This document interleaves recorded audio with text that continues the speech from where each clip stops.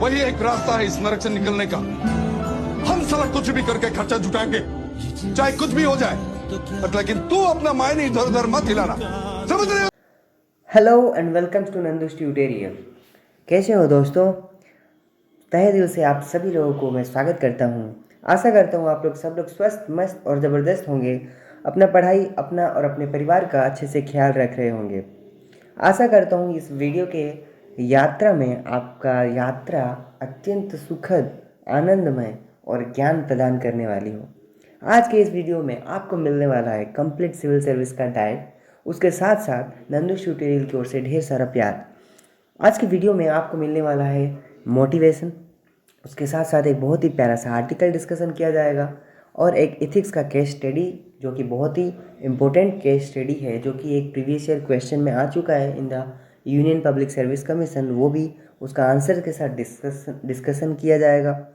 Mains के एक answer writing, उसमें एक क्वेश्चन भी होगा और एक अच्छा सा मॉडल आंसर भी मिलेगा, और प्रीलिम्स के कुछ इंपॉर्टेंट क्वेश्चन जो कि करंट और स्टैटिक के मिक्सचर होगा, और कुछ इंटरव्यू टिप्स। तो बहुत कुछ मिलने वाले हैं इस वीडियो में।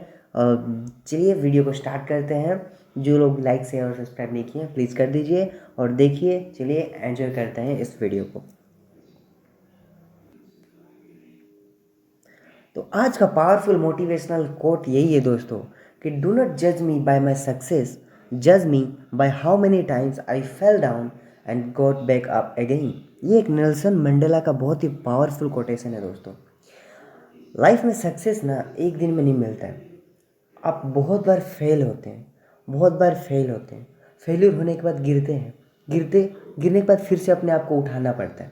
ठीक है, तो ये जो कोटेशन भी यही बोलता है कि अगर सक्सेस के लिए आप जज कर रहे हैं तो डायरेक्टली उस चीज़ पे जज ना करते हुए आपको एक आदमी के पेशेंस को जज करना चाहिए कि वो कितने टाइम्स वो गिरा है, गिर के वो हार नहीं माना है, वो फिर से उठा, गॉट बैक अप अगेन, फिर से उठा, फिर से तैयारी की, फिर से और अच्छे से लड़ाई किया। जैसे कि मेरे खुद का एग्जांपल देखिए, मैं 2020 से ही मैं सिविल सर्विस का तैयारी कर रहा हूँ और अटैम्प्ट्स लगा रहा हूँ। 2 अटैम्प्ट दे चुका हूँ। प्रीवियस अटैम्प्ट में इंटरव्यू स्टेज तक मैं पहुँचा था। इवन ये जो अटैम्प्ट है मेरा 3rd अटैम्प्ट है। तो ये इम्पोर्टेंट नहीं है कि आप जीत जाते हैं कि सक्सेस मिल गया, नहीं। इम्पोर्टेंट ये है कि आप अगर हार जाते हैं लेकिन फिर से हार नहीं मानते हैं, फिर से दोबारा उठते हैं और फिर से वही तैयारी के साथ, वही जोश के साथ लगे रहते हैं और आगे बढ़ते हैं, तो ये सबसे बड़ा सक्सेस है दोस्तों। इसीलिए वो कहते हैं ना कि मंजिल से बड़ा उसका सफ़र है और सफ़र का जो मज़ा ले वही मुसाफिर है। तो बहुत ही मज़ेदार सफ़र है ये सिविल सर्विस का। वो उस मज़े से आप पढ़ाई कीजिए, अच्छे से तैयारी कीजिए, डेफिनेटली एक दिन आपको सक्सेस मिलेगा। और वो जो मेहनत से जो सक्सेस मिलेगा, वो आप 2-4 बार गिरने के बाद फिर उठ के सक्सेस मिलता है ना, तो वो जो सक्सेस का जो अहमियत है उससे बेहतर कोई नहीं समझ सकता जिसको मिलता है दोस्तों। तो चलिए हमारा सफ़र स्टार्ट करते हैं एक इम्पोर्टेंट आर्टिकल के साथ, जो कि बहुत ही बेहतरीन आर्टिकल है। हाल ही में एक्चुअली जो और चाइना भूटान के फॉरेन मिनिस्टर और चाइना के फॉरेन मिनिस्टर्स मिलके एक डिप्लोमेटिक रिलेशनशिप स्टार्ट करने का कोशिश किए हैं, और जिसका इम्प्लीकेशन इंडिया के ऊपर बहुत पड़ता है। और इंटरनेशनल रिलेशंस पे अगर देखेंगे इन द जीएस के पेपर 3 के नज़रिए से अगर आप देखेंगे तो बहुत ही इम्पोर्टेंट आर्टिकल है ये, जो कि भूटान और चाइना का रिलेशनशिप जो बढ़ने वाला है और उसका जो इम्पेक्ट पड़ने वाला है उसके बारे में हम लोग अभी पढ़ेंगे। साथ साथ मैं एक क्वेश्चन भी दूंगा जिसको कि एज ए होमवर्क दूंगा, उसको ट्राई कीजिए, बहुत ही मज़ा आएगा। क्योंकि अल्टीमेट आपको अगर जीतना है सिविल सर्विस का रेस, तो मेंस का आंसर राइटिंग बिना किए तो रेस जीता नहीं जा सकता। ओके, तो चलिए स्टार्ट करते हैं हमारे आर्टिकल पर डिस्कस। तो आर्टिकल का टाइटल है दोस्तों, भूटान चाइना रिलेशनशिप। हाल ही में जो भूटान और चाइना का जो रिलेशनशिप अच्छा हुआ है, बेहतर हुआ है, और उसका इम्प्लीकेशन क्या है इंडिया के ऊपर। तो ये डेफिनेटली क्वेश्चन आ चुका है बहुत बार। प्रीवियस ईयर क्वेश्चन में आप उठाइए, PYQ उठाइए, आप देखिए, आपको ये सब टॉपिक देखने को मिल जाएगा दोस्तों। ठीक है, तो चलिए स्टार्ट करते हैं। तो अभी क्या हुआ था, अभी हाल ही में जो भूटान के फॉरेन मिनिस्टर जो थे वो चाइना गए हुए थे दोस्तों। और भूटान और चाइना बहुत सालों से एक्चुअली डिप्लोमेटिक रिलेशनशिप नहीं चल रहा था, लेकिन अभी जो भूटान के फॉरेन मिनिस्टर गए हैं तो डेफिनेटली एक डिप्लोमेटिक रिलेशनशिप वो बनाना चाहते हैं, चाइना और भूटान के रिश्ते मजबूत होने वाले हैं। तो डेफिनेटली इंडिया को तो अच्छा नहीं लगेगा, क्योंकि बचपन से ही इंडिया का और चाइना का और पाकिस्तान का 36 का आंकड़ा है, ठीक है। तो वही उसी के बारे में पूरा अच्छे से हम लोग अभी बात करने वाले हैं दोस्तों, ठीक है। तो अभी एक्चुअली चाइना और भूटान क्या है, 25th round of boundary talk में जब उन लोग मतलब 25 बार वो बातचीत कर चुके हैं, और बातचीत करने के बाद में वो एक एग्रीमेंट साइन करने वाले हैं, ठीक है। एग्रीमेंट साइन करने वाले हैं, जिस एग्रीमेंट के दौरान वो उनके जितने भी बाउंड्री डिस्प्यूट्स वगैरह हैं, भूटान और चाइना के जितना भी बाउंड्री डिस्प्यूट्स वगैरह हैं, उसको वो लोग एड्रेस करने वाले हैं दोस्तों। तो वो उन लोगों ने 2021 में एक 3 स्टेप रोड मैप साइन किया था, जिसके दौरान 3 स्टेप में वो क्या करने वाले हैं, पहले टेबल के ऊपर मतलब डिस्कशन, ऑफिस में डिस्कशन करेंगे, एग्री हो जाएंगे कि कौन कौन से एग्रीमेंट मतलब लैंड के एग्रीमेंट वगैरह में कौन सा हिस्सा किसके अंडर आएगा, कौन सा हिस्सा किसके अंडर में नहीं आएगा। तो वो सब पहले टेबल के ऊपर डिस्कशन किया जाएगा, उसके बाद ग्राउंड पे विजिट किया जाएगा, और उसके बाद बाउंड्री का डिमार्केशन होगा। तो ये थ्री स्टेप रोड में लोग 2021 से ही लोग सोच रहे हैं, ठीक है। लेकिन तो इंडिया क्यों प्रॉब्लम, इंडिया का क्या कंसर्न है, उसके बारे में ज़्यादा इंपॉर्टेंट हो जाता है, क्योंकि वो दोनों का रिलेशनशिप है, इंडिया के ऊपर क्या इम्पेक्ट करता है, that's more important for being a civil service aspirant, ठीक है। तो चलिए स्टार्ट करते हैं। इंडिया का क्या दिक्कत है कि इंडिया और भूटान का सबको पता है कि बहुत पुराना रिश्ता है, ठीक है। और डेफिनेटली इंडिया और भूटान का रिश्ता बहुत ही अच्छा भी है, लेकिन जब भूटान चाइना के गोदी में जाके बैठने वाला है, लग रहा है भूटान का चाइना का रिश्ता अच्छा हो रहा है, वो एक बाउंड्री एग्रीमेंट करने जा रहे हैं, तो डेफिनेटली इंडिया को अच्छा नहीं लगेगा। तो इसीलिए इंडिया थोड़ा सा कंसर्न है कि वो अगर बाउंड्री एग्रीमेंट अगर कर लेते हैं भूटान चाइना, तो ये थोड़ा सा इंडिया को डेफिनेटली अच्छा नहीं लगेगा। लेकिन भूटान के जो प्राइम मिनिस्टर हैं, वो इंडिया को रीएश्योर्ड किए हैं कि हम जो भी एग्रीमेंट करने वाले हैं चाइना के साथ, वो इंडिया के इंटरेस्ट को बिल्कुल हार्म नहीं पहुंचाने वाला है, ठीक है।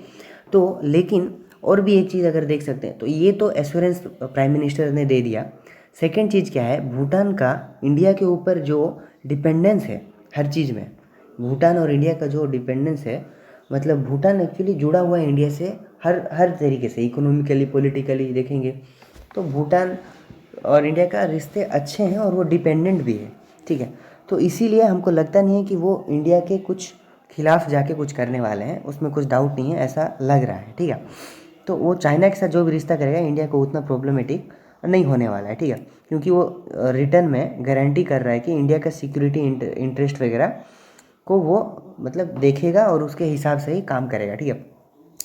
लेकिन और वन सच रेड लाइन एक क्या है, और एक प्रॉब्लम क्या है कि अगर भूटान और चाइना के बीच में अगर कुछ बाउंड्री एग्रीमेंट होता है, तो जो ढोकलाम वाला जो रीजन है, जो कि हमारा जो इंडिया है ना, इंडिया और नॉर्थ ईस्ट का जो कनेक्शन है दोस्तों, इंडिया और नॉर्थ ईस्ट का अगर मैप अगर छोटा सा अगर बनाऊँ मैं, तो यहाँ पे नॉर्थ ईस्ट का जो कनेक्शन है, यहाँ पे सिक्किम है, फिर यहाँ से आपका जो होता है, तो ये पास में जो बांग्लादेश और ये आसाम, अरुणाचल प्रदेश और सिक्किम के पास में यहाँ पे जो कॉरिडोर है, उसको बोलते हैं चिकन नेक कॉरिडोर, जिसको कि सिलीगुड़ी कॉरिडोर भी बोलते हैं।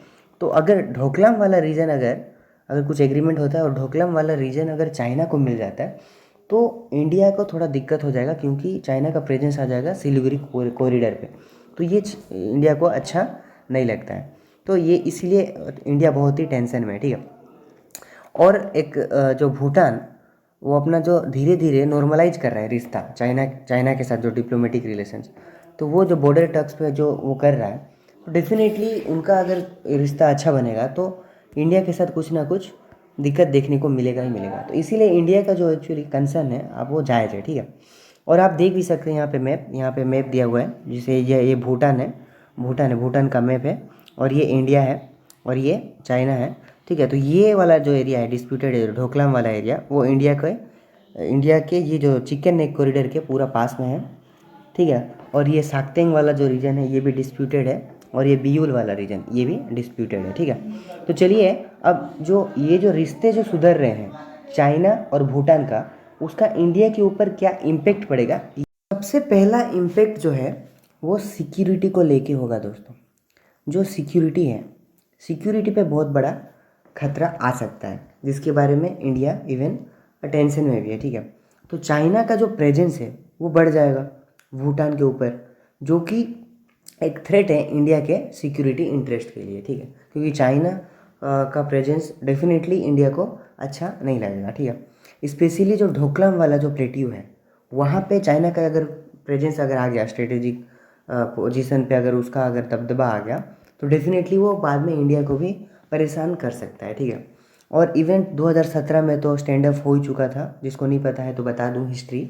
2017 में हुआ क्या था, तो भूटान का जो डिस्प्यूटेड टेरिटरी में आता है ढोकलाम, ढोकलाम पे एक्चुअली चाइना ने जाके वहाँ पे कुछ इंटरवेंशन किया था, तो तब इंडिया ने भी वो मतलब हेल्प किया था, और चाइना और इंडिया के बीच में कुछ वो हो गया था, स्टैंड ऑफ हो गया था, ठीक है। तो तब से लेके अभी तक भी इंडिया का और चाइना का ये डिस्प्यूट लैंड वगैरह बहुत सारा है। इवन हर साल कुछ ना कुछ चाइना ऐसे बदतमीजी काटता ही है, किसी न किसी इलाके में किसी न किसी नेबर कंट्री के साथ डिस्प्यूट वगैरह रहता ही है उसका लैंड को लेके, ठीक है। तो ये इसीलिए एक सिक्योरिटी कंसर्न इंडिया, इसीलिए सिक्योरिटी के कंसर्न के हिसाब से इंडिया थोड़ा सा टेंशन में है, ठीक है।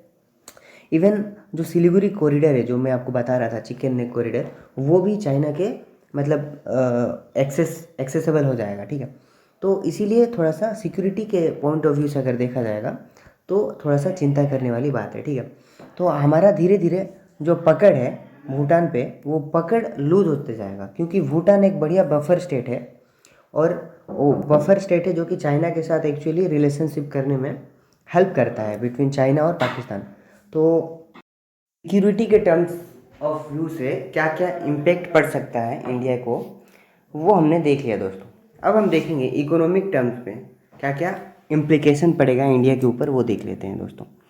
तो सबसे पहला इकोनॉमिक टर्म्स पे अगर देखेंगे तो भूटान और इंडिया दोनों का इकोनॉमिक पार्टनरशिप बहुत ही स्ट्रॉन्ग है, स्पेशली अगर हाइड्रो पावर का कोऑपरेशन के बारे में बात करें तो इंडिया एक्चुअली भूटान का सबसे लार्जेस्ट ट्रेडिंग पार्टनर भी है इवन, और जहाँ सबसे ज़्यादा foreign direct investment aid loans वगैरह भी हम प्रोवाइड करते हैं भूटान को।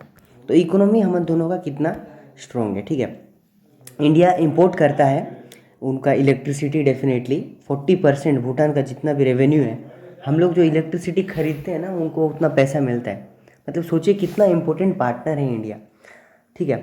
तो भूटान एक्चुअली जो अभी इकोनॉमिक टाइज करेगा चाइना के साथ अगर करेगा, तो डेफिनेटली उसका जो डिपेंडेंट था इंडिया के ऊपर वो कम होते जाएगा, जो कि इंडिया के एनर्जी सिक्योरिटी के ऊपर कंसर्न आता है।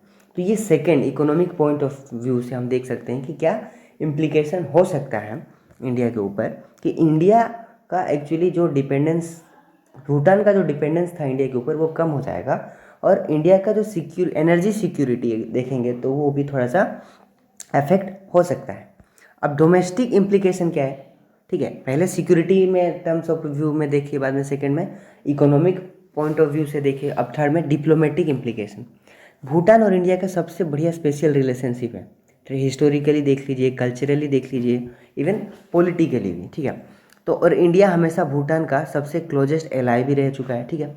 इवन 1949 में जब से इंडिया और भूटान ने friendship treaty, peace and friendship treaty sign किया था, तब से दोनों का रिश्ता बहुत ही अच्छा चल रहा है, ठीक है।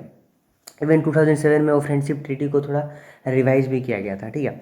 और भूटान के एक्सटर्नल अफेयर्स में इंडिया का बहुत ही बड़ा मतलब रोल है, ठीक है। तो ये जो फॉर्मल डिप्लोमेटिक रिलेशन अगर चाइना के साथ अगर एस्टेब्लिश होता है भूटान का, तो इंडिया के साथ जो ट्रेडिशनल जो रिलेशनशिप है डेफिनेटली थोड़ा उसके लिए चैलेंज एक साबित होता है, ठीक है। तो डिप्लोमेटिकली भी थोड़ा सा इम्प्लीकेशन देखने को मिलता है। इवन इंफ्रास्ट्रक्चर और कनेक्टिविटी में भी अगर देखेंगे तो अगर भूटान चाइना का जो बेल्ट एंड रोड इनिशिएटिव है उसमें अगर पार्टिसिपेट करता है, तो उसका जो इंफ्रास्ट्रक्चर डेवलपमेंट कनेक्टिविटी के ऊपर इम्पैक्ट पड़ेगा ही, तो जो कि इंडिया को अच्छा नहीं लगेगा। इंडिया का जो कंसर्न है वो BRI जो बेल्ट एंड रोड इनिशिएटिव है, जो कि हमारा PAQ को दे के गुजरता है, तो इंडिया हमेशा से एक्चुअली कभी भी ये जो बेल्ट एंड रोड इनिशिएटिव का सपोर्ट नहीं करता है, और भूटान अगर करेगा तो डेफिनेटली इंडिया के लिए हित में नहीं होगा, ठीक है।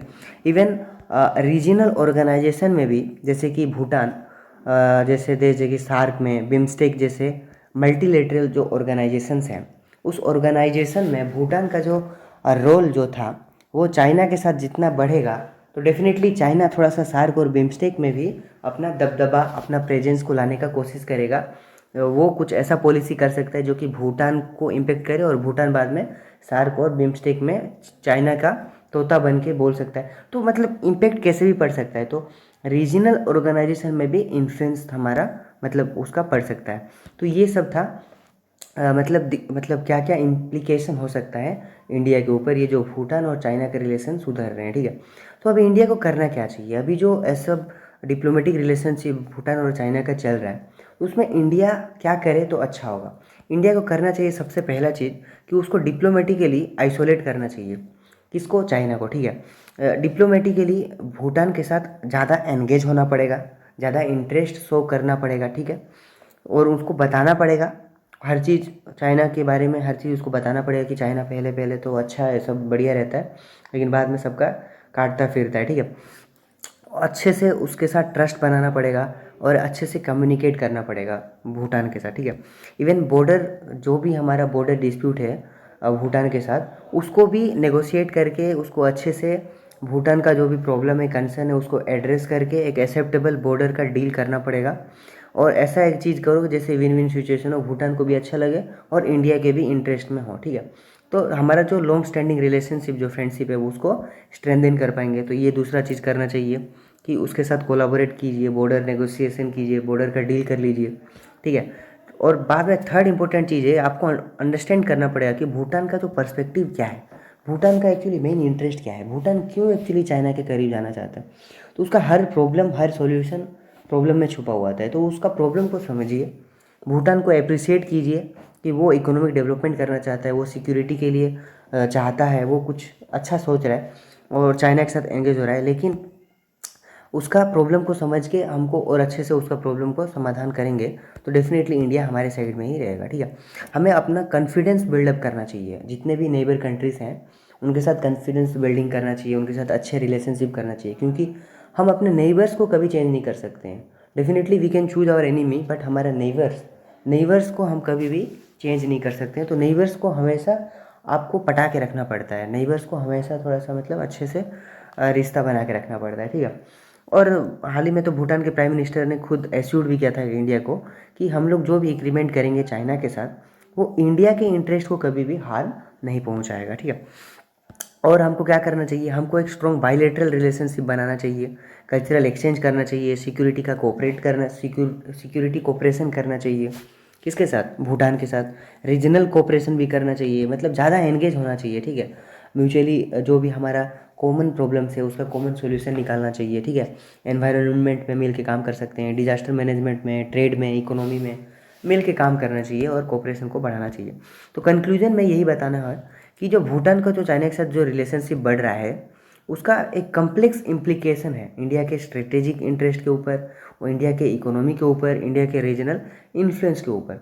तो इंडिया को क्या करना चाहिए, अपना सिक्योरिटी को प्रायोरिटाइज करके, इकोनॉमी को डाइवर्सिफिकेशन करके रीजनल डिप्लोमेसी मेंटेन करना चाहिए और भूटान के साथ ट्रस्ट और एंगेजमेंट ज़्यादा करके ओपन डायलॉग करना चाहिए और रीजनल कोऑपरेशन करके अपना इंटरेस्ट को भी देख के और स्ट्रेटेजिक नेबरहुड का भी इंटरेस्ट को देख के एक अच्छा सा डिप्लोमेटिक रिलेशनशिप रखना चाहिए। तो ये एक बहुत ही अच्छा सा एक आपका आंसर रेडी हो जाता है अगर क्वेश्चन आ जाता है तो इसके बेसिस पे एक मेंस का क्वेश्चन आपके लिए है, तैयार है।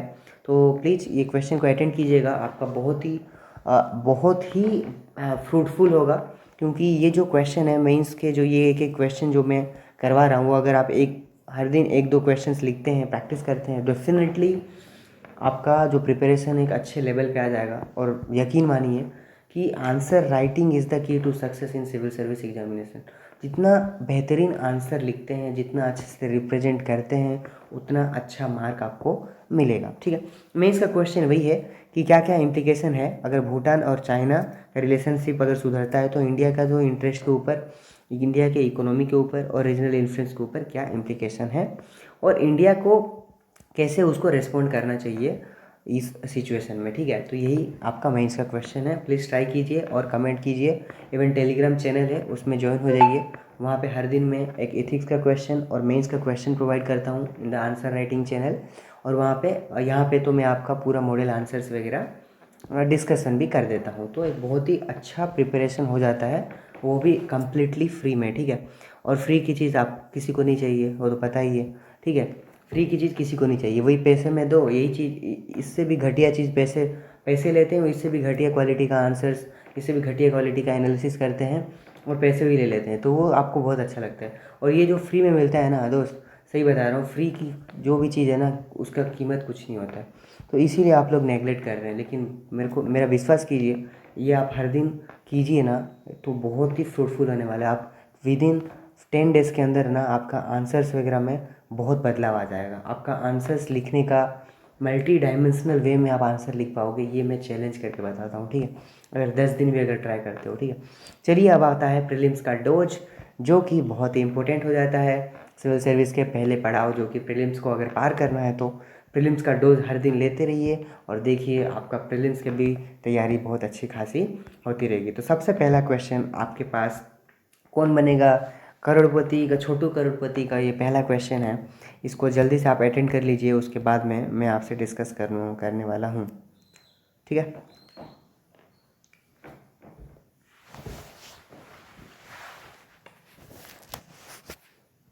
तो ये जो क्वेश्चन है दोस्तों, ये करेंसी कन्वर्टिबिलिटी के बारे में क्वेश्चन है। तो पहला स्टेटमेंट कहता है कि freedom to exchange currency like commodity, commodity की तरह आप करेंसी को भी एक्सचेंज कर सकते हैं। क्या राइट स्टेटमेंट है? डेफिनेटली राइट स्टेटमेंट है, ठीक है। क्या करेंसी कन्वर्टिबिलिटी में फ्रीडम मिलता है, आप इन्वेस्ट कर सकते हैं ग्लोबली? नहीं, ये गलत स्टेटमेंट है। It also give freedom to resident to remit outside the country, आप रेमिटेंस कर सकते हो आउटसाइड द कंट्री, ये भी गलत है, ठीक है। तो only one is the correct option, ठीक है। चलिए, यहाँ पे आपको पूरा डिटेल आपका सॉल्यूशन मिल जाता है, पीडीएफ आपको डाउनलोड कर सकते हैं। नंदुश ट्यूटोरियल की ऑफिशियल चैनल जो है डिस्क्रिप्शन में लिंक है, आप ज्वाइन हो जाइए, वहाँ आपको पीडीएफ भी मिल जाएगा। और नहीं तो डायरेक्टली आप जाके टेलीग्राम पे नंदुश ट्यूटोरियल सर्च भी करते हैं और आप ज्वाइन हो सकते हैं, ठीक है, इसमें कोई दिक्कत नहीं है। सेकंड नंबर क्वेश्चन जल्दी से अटेंड कर दीजिए, ये एक ज्योग्राफी का बहुत ही प्यारा क्वेश्चन है, जल्दी से अटेंड कर लीजिए।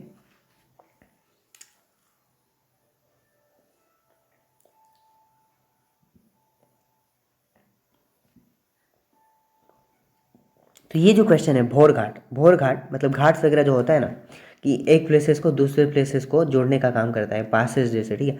तो भोर घाट जो है वो मुंबई और पुणे को कनेक्ट करता है, एब्सोल्युटली करेक्ट स्टेटमेंट है, ठीक है। जो पाल घाट है ना दोस्तों, वो एक्चुअली केरला और तमिलनाडु को कनेक्ट करता है, और जो थाल घाट है ना वो नासिक और पुणे को, मुंबई को कनेक्ट करता है। तो ये दो स्टेटमेंट गलत है, इंटरचेंज हो गया है, तो यहाँ भी ऑप्शन ए होगा आपका राइट आंसर, ठीक है।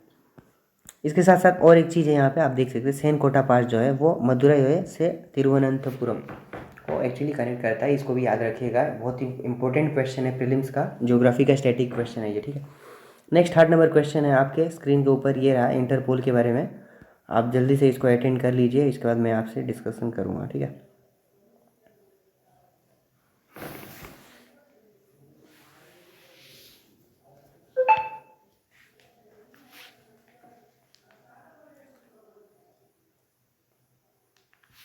तो ये जो है इंटरपोल के ऊपर ये क्वेश्चन है, और इंटरपोल ये सुप्रा नेशनल लॉ एनफोर्समेंट एजेंसी, क्या है ऐसा है? नहीं है, बिल्कुल ऐसा कुछ भी नहीं है। Supra national law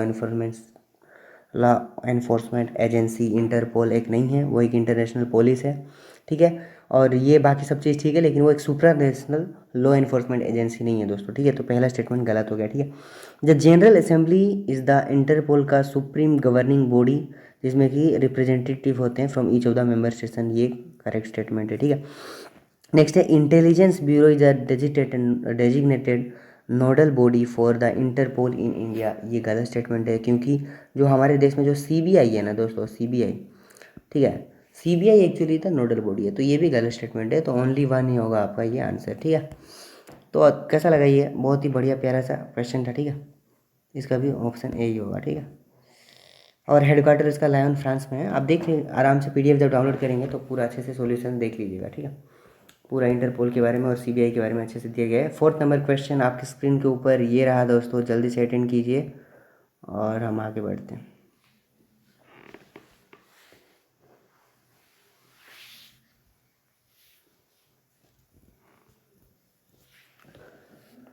fourth number question है दोस्तों, अंडर आर्टिकल 105 कॉन्स्टिट्यूशन का जो है, no MP shall be liable to any proceeding in any court in respect of anything said in the parliament और एनी कमिटी देयर ऑफ। तो article 105 कहता है कि किसी भी MP को आप कोर्ट में घसीट नहीं सकते कि वो पार्लियामेंट में जो भी कहा होगा, ठीक है। तो ये एब्सोल्युटली करेक्ट स्टेटमेंट है, आप जाके देखिए लक्ष्मीकांत, आपको मिल जाएगा, ठीक है। बहुत ही प्यारा सा स्टैटिक का क्वेश्चन है और इम्पोर्टेंट भी है, ठीक है।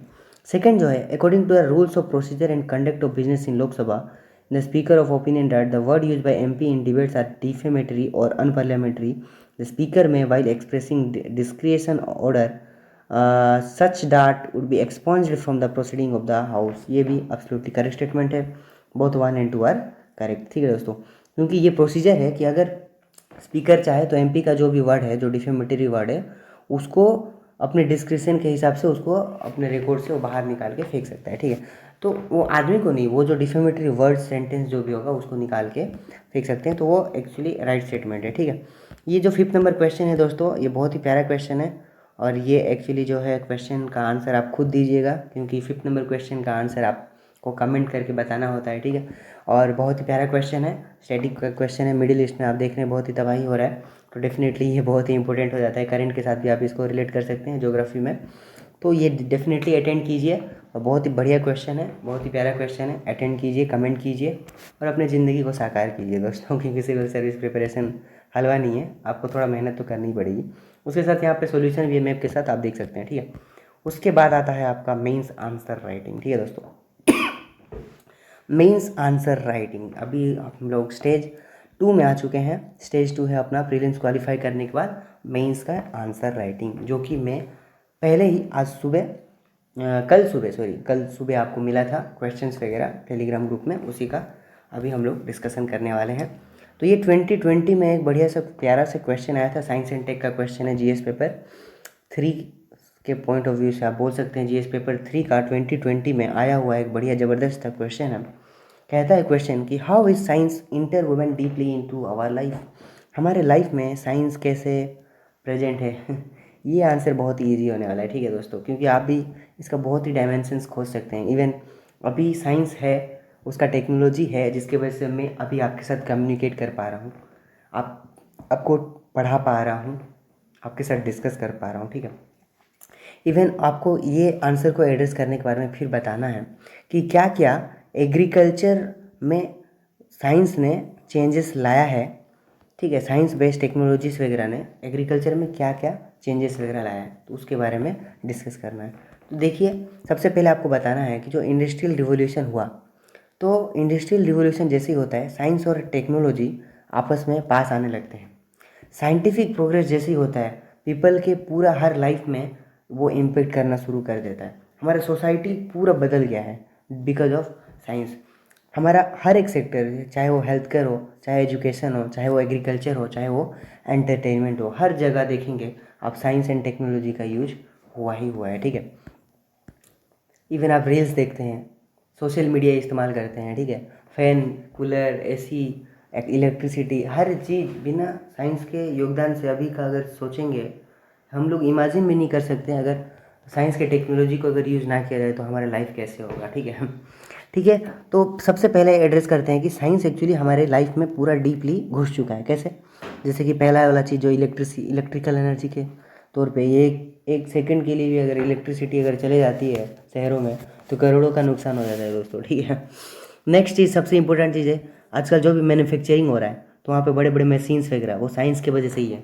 जो भी आपका प्रोडक्शन हो रहा है, आपका टेबलेट, इलेक्ट्रॉनिक्स, फिर फैन, चेयर, कूलर, जो भी है वहाँ पे टेक्नोलॉजी का इस्तेमाल होता है, टेक्नोलॉजी मशीन्स वगैरह का इस्तेमाल होता है। इवन एनवायरमेंटल टेक्नोलॉजी है, जो कि हवा पानी को साफ़ करने के लिए यूज किया जाता है। इंडस्ट्रियल इमिशंस होता है, उसको साफ़ करने के लिए, वेस्ट वाटर को ट्रीट करने के लिए भी यूज़ होता है, ठीक है। और इकोनॉमी का डेवलपमेंट भी चाहिए अगर, तो नया नया रिसर्च, नया नया डेवलपमेंट चल रहा है, ठीक है। तो इकोनॉमिक प्रोस्पेरिटी के लिए भी वो चल रहा है। इवन सोशल इंफ्रास्ट्रक्चर हो गया, जैसे भी ट्रांसपोर्टेशन हो गया, PDS सिस्टम हो गया, या फिर आजकल रेलवे, रोड, एयरवे, ये सब टेक्नोलॉजी तो है जो कि पूरे वर्ल्ड को इतना छोटा कर दिया है इस बार, ठीक है। पूरा जो वर्ल्ड ग्लोबल लेवल पे जो खेल रहे हैं हम लोग सब, नहीं तो एक टाइम था हम सोच भी नहीं सकते अमेरिका जाना, उधर जाना, लेकिन अभी देखिए बहुत कम टाइम पे एरोप्लेन में हम लोग चले जाते हैं, ठीक है। तो साइंस का ये सब बहुत ही बड़ा बेनिफिट ही तो है। अब एग्रीकल्चर सेक्टर में क्या क्या एक्चुअली साइंस ने खेल किया है वो सब देखते हैं। सबसे बात है जो ग्रीन रिवोल्यूशन कैसे आया था दोस्तों। पॉपुलेशन इतना बढ़ गया है, अगर सोचिए अगर साइंस का अगर टेक्नोलॉजी का यूज़ ना करें तो क्या हम अपने पॉपुलेशन को अच्छे से खाना प्रोवाइड कर पाएंगे? नहीं कर पाएंगे, ठीक है। तो जो इतना भी फार्म का प्रोडक्टिविटी है, फार्मर का इनकम है, प्रोडक्शन बढ़ाना है, तो ग्रीन रिवोल्यूशन, और ग्रीन रिवोल्यूशन में क्या यूज हुआ था? HYB सीड्स, वो क्या है? साइंस ही तो है। HYB seeds, fertiliser, chemicals, machineries, harvester, ठीक है। तो बहुत सारे मशीन्स आ गए हैं, सीड ड्रिलर्स आ गया है, हार्वेस्टिंग के लिए मशीन आ गया है, प्लोगिंग के लिए मशीन आ गया है, ट्रैक्टर्स वगैरह हैं, थ्रेसिंग के लिए मशीन है, थ्रेसर है। तो ये सब चीज़ों की वजह से बहुत कम टाइम पे और बहुत कम लेबर में ही बहुत सारा प्रोडक्शन हो जाता है, ठीक है। इवन डिजीज़ कंट्रोल के लिए हम लोग अभी GM क्रॉप्स वगैरह भी अभी उगा पा रहे हैं, डिजीज़ रेजिस्टेंट प्लांट उगा पा रहे हैं, और इवन हम लोग बायोफोर्टिफिकेशन कर पा रहे हैं जिसमें कि न्यूट्रिएंट का रिच बढ़ा पा रहे हैं। इवन रोड और ट्रांसपोर्ट अच्छा अगर कर दिए तो स्टोरेज अच्छा हो जा रहा है, कम वक्त पे जो चीज़ ख़राब हो सकता है वो शहर में चले जाता है, मार्केट में पहुंच जाता है और उसका व्यापार अच्छा हो जाता है, ठीक है। नेक्स्ट जो इंफॉर्मेशन एंड कम्युनिकेशन टेक्नोलॉजी है, तो ये टेक्नोलॉजीज़ वगैरह को यूज करके बहुत सारा वेदर फोरकास्टिंग होता है, जिससे पता चलता है कि बारिश आने वाली है, कि ड्रॉट आने वाली है, तो उस हिसाब से प्लान कर सकता है जो फार्मर है। इवन जो GIS सिस्टम है, जो इनाम जो है, इनाम क्या है? ये एक पोर्टल है जहाँ पे कि डायरेक्टली बेच सकते हैं फार्मर्स वगैरह डायरेक्टली बायर्स को, ठीक है। इवन सॉइल हेल्थ का मॉनिटरिंग होता है, किसान क्रेडिट कार्ड, किसान का सॉइल हेल्थ कार्ड भी बन गया है। और तो फार्म मैनेजमेंट के लिए भी साइंस एंड टेक्नोलॉजी का बहुत ही बड़ा रोल प्ले है दोस्तों, ठीक है। तो आज अभी कंक्लूजन में आपको लिखना है कि अभी का जो साइंस का जो ज़माना है, artificial intelligence, big data analytics, blockchain technology, internet of things, ये सब गेम चेंजर है। वो रिवोल्यूशनाइज कर देंगे एग्रीकल्चर प्रैक्टिसेस को, पूरा बदल के रख देंगे, ठीक है। और हमको ये सब चीज़ को इंसेंटिवाइज भी करना चाहिए, फार्मर को भी इंसेंटिवाइज होगा, और एनवायरमेंटल फैक्टर्स को भी ध्यान में रखना चाहिए जहाँ पर हम लोग इतना एडवांसमेंट कर रहे हैं। तो ये बहुत ही प्यारा सा मॉडल आंसर है, प्यारे सा क्वेश्चन का।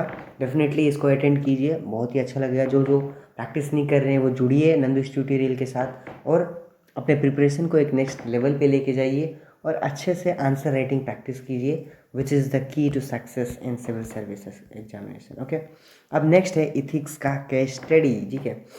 अभी हाल ही में तो OPSC ने, उड़ीसा पब्लिक सर्विस कमीशन के बच्चे जो भी हैं वो जो अटेम्प्ट कर रहे हैं, वहाँ पे अभी सिलेबस चेंज हो गया है, पूरा UPSC के सिलेबस के हिसाब से पूरा का पूरा पैटर्न अभी बदल गया है। और इथिक्स के केस स्टडी बहुत ही इंपॉर्टेंट होने वाला है, क्योंकि अभी इथिक्स एक नया पेपर जो कि एड ऑन हो गया है OPSC के सिलेबस में। तो सबसे बढ़िया है OPSC एस्पिरेंट्स के लिए इथिक्स के केस स्टडी प्रैक्टिस के लिए, और जो भी OPSC एस्पिरेंट्स हैं डेफिनेटली ये आपको हेल्पफुल होने वाला है। चलिए देखते हैं इथिक्स का केस स्टडी। तो ये 2018 में UPSC का एक क्वेश्चन है, बहुत ही प्यारा सा क्वेश्चन है। क्वेश्चन बोल रहा है कि एक डॉक्टर है X, ठीक है, वो एक मेडिकल प्रैक्टिशनर है, ठीक है, वो एक चैरिटेबल काम करना चाहते हैं, वो एक सुपर स्पेशलिस्ट हॉस्पिटल बनाना चाहते हैं अपने एरिया में, जो कि बहुत ही बैकवर्ड रीजन में है, जहाँ की गवर्नमेंट ने ज़्यादा तक वहाँ पे नेगलेक्ट किया है, कुछ वहाँ पे डेवलपमेंट हुआ नहीं है। तो उस एरिया में ये डॉक्टर साहब जो हैं वो एक अच्छा काम करने वाले हैं और वो एक सुपर स्पेशलिटी हॉस्पिटल खोलने वाले हैं, ठीक है। तो वहाँ पे क्या हुआ है कि आप वहाँ के टैक्स इन्वेस्टिगेटिंग एजेंसी के आप टैक्स इंस्पेक्टर हो और आप इंस्पेक्शन के लिए गए हो डॉक्टर के क्लिनिक पे, और आपके जो ऑफिसर है वो आपको बताएं कि वहाँ पे टैक्स कॉम्प्लाइंस में बहुत सारे इरेगुलरिटीज़ वगैरह हैं, ठीक है, मतलब ठीक से टैक्स का जो भी सब चीज़ भरना चाहिए, कंप्लाइंस करना चाहिए, वो ठीक से नहीं हुआ है, ठीक है। लेकिन डॉक्टर जो है वो बोल रहा है कि वो डॉक्टर बहुत कोऑपरेटिव है, और डॉक्टर साहब कह रहे हैं कि yes I want to pay the tax immediately, there is no issue, मैं जितना भी जो भी टैक्स होगा मैं सारा का सारा पेमेंट कर दूंगा, ठीक है। लेकिन however there are some deficiency in the tax compliance में कुछ प्रॉब्लम है, जो कि प्योरली टेक्निकल नेचर में, कुछ सारा टैक्स कॉम्प्लाइंस में जो कि टेक्निकल नेचर में है, जो आमतौर पे लोगों को थोड़ा समझ में नहीं आता है वो टेक्निकल चीज़ें वगैरह, तो वो सब चीज़ की कंप्लाइंस में थोड़ा सा डेफिशिएंसी देखने को मिल रहा है, ठीक है। तो वो टेक्निकल डिफ़ॉल्ट वगैरह जो है एजेंसी का, उसको अगर कंसिडर करते हैं तो बहुत सारे टाइम और एनर्जी वेस्ट होता है डॉक्टर का, और जो कि इतना सीरियस है भी नहीं, ठीक है, और उतना अर्जेंट है भी नहीं। और अगर सीरियस चार्ज अगर लेते हो उनके खिलाफ़, तो इवन वो जो हॉस्पिटल आने वाला है वो हॉस्पिटल भी नहीं आ पाएगा वहाँ पे, अगर हम लोग सीरियसली उस चीज़ को अगर लेंगे और वहाँ पे अगर ठीक से कंप्लायंस करने के लिए बोलेंगे और वो लीगली अगर हर चीज़ प्रोसीड किया जाए तो हॉस्पिटल नहीं बन सकता है। तो आपके पास अभी दो ऑप्शन है, या तो आप ब्रॉडर व्यू से सोचें और जो सब्सटेंशियल टैक्स कॉम्प्लायंस है उसको इंश्योर करके, और जो छोटा छोटा जो डिफ़ॉल्ट है उसको इग्नोर करके, जो टेक्निकल नेचर के डिफ़ॉल्ट थे उसको इग्नोर करके आप उसको कंटिन्यू करें थोड़ा सा बस टैक्स कंप्लायंस करके, ठीक है, ये कर सकते हैं। या फिर आप स्ट्रिक्टली उस मैटर को लेके जो भी लीगली जो कानूनी तौर पे जो आपका जो भी फॉर्मेट होगा उसको प्रोसीड करेंगे, चाहे वो सब्सटेंशियली ग्लिच हुआ हो या फिर टेक्निकल ग्लिच है, कुछ भी प्रॉब्लम है आप पूरा एकदम स्ट्रिक्टली उस चीज़ को पूरा कानून के हिसाब से देखेंगे। दो ऑप्शन है। तो as the head of the tax agency क्या एक्शन आप लेंगे और क्यों लेंगे ये आपको बताना है। तो आई होप आपको क्लैरिटी आ गई होगी केस स्टडी के बारे में। अब इसका आंसर क्या है आपको ये देखते हैं। आपको बताना है पहले कि स्टेक होल्डर क्या है। स्टेक होल्डर मतलब क्या क्या यहाँ पर मुद्दा है, ठीक है। पहले बताना है कि एक डॉक्टर है, डॉक्टर एक्स, जो कि एक मेडिकल प्रैक्टिशनर है, वो एक चैरिटेबल ट्रस्ट का प्लान कर रहे हैं क्योंकि वो एक सुपर स्पेशलिस्ट हॉस्पिटल बनाना चाहते हैं उनके बैकवर्ड रीजन में, ठीक है। लेकिन हुआ क्या है, एक इरेगुलरिटी हो गया है जिसमें कि टैक्स कॉम्प्लायंस वो नहीं कर पाए हैं और टैक्स डिपार्टमेंट वाले पकड़ लिए हैं। तो एनी इरेगुलरिटी वगैरह जो होता है वो एक इलीगल होता है और वो एक क्राइम है, ठीक है। तो मैं as a head of the tax investigating agency, मेरा ड्यूटी क्या है, मेरा ड्यूटी है कि मेरे को इंश्योर करना है कि अच्छे से टैक्स वगैरह कंप्लाई, टैक्स का नॉर्म्स वगैरह जो भी है सब ठीक ठाक हो रहा है कि नहीं, आदमी टैक्स पे कर रहे हैं कि नहीं कर रहे हैं लॉ के हिसाब से, ये मेरे को देखना है एज ए टैक्स इंस्पेक्टर। लेकिन एज माई वर्क इथिक्स मेरे को रूल्स के हिसाब से चलना चाहिए और डिपार्टमेंट के रूल के हिसाब से मेरे को चलना चाहिए। तो पहले पैराग्राफ में स्टेक होल्डर के बारे में, दूसरे पैराग्राफ में एक्चुअली में ये डॉक्टर एक्स स्टेक होल्डर, ये एक्चुअली एक जो टैक्स इंस्पेक्टर है वो स्टेक होल्डर का क्या रोल है और डॉक्टर एक्स क्या कर रहे हैं वो लिख दिया, ठीक है, दो पैराग्राफ में। उसके बाद में आपको मुद्दे पे आना है। मुद्दे पे आके आपको बोलना है कि ये जो चैरिटेबल ट्रस्ट है वहाँ पे बहुत सारे इरेगुलरिटीज़ वगैरह छोटा छोटा देखने को मिलता है, जो कि टेक्निकल नेचर में जो है वो थोड़ा बहुत देखने को मिलता है, ठीक है। और डॉक्टर एक्स लेकिन जो है वो तैयार हैं इमीडिएटली टैक्स पेमेंट करने के लिए, और वो एक सुपर स्पेशलिटी हॉस्पिटल खोलने में चाहते हैं वहाँ के लोगों के ज़रूरत को पूरा करने के लिए।